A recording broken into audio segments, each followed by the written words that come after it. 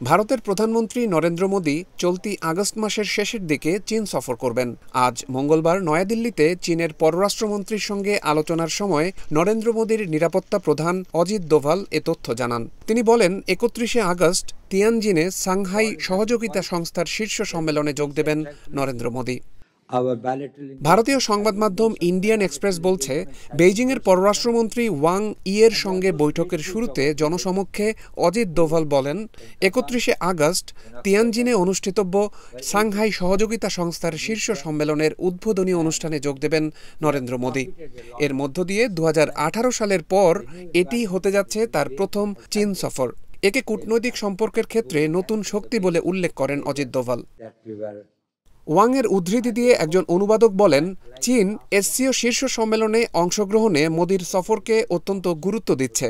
Wang আরও বলেন, ইতিহাস ও বাস্তবতা আবারও প্রমাণ করে যে একটি সুস্থ ও স্থিতিশীল চীন ভারত সম্পর্ক আমাদের উভয় দেশের মৌলিক ও দীর্ঘমেয়াদী স্বার্থ রক্ষা করে।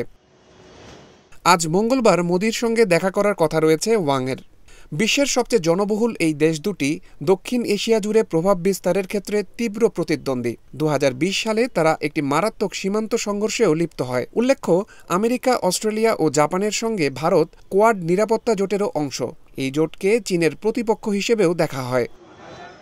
কিন্তু সম্প্রতি মার্কিন প্রেসিডেন্ট ডোনাল্ড ট্রাম্পের শুল্ক যুদ্ধের ফলে সৃষ্ট বৈশ্বিক বাণিজ্য ও ভূরাজনৈতিক অস্থিরতার মধ্যে ভারত ও চীন নিজেদের সম্পর্ক পুনরুদ্ধারের দিকে এগিয়ে গেছে।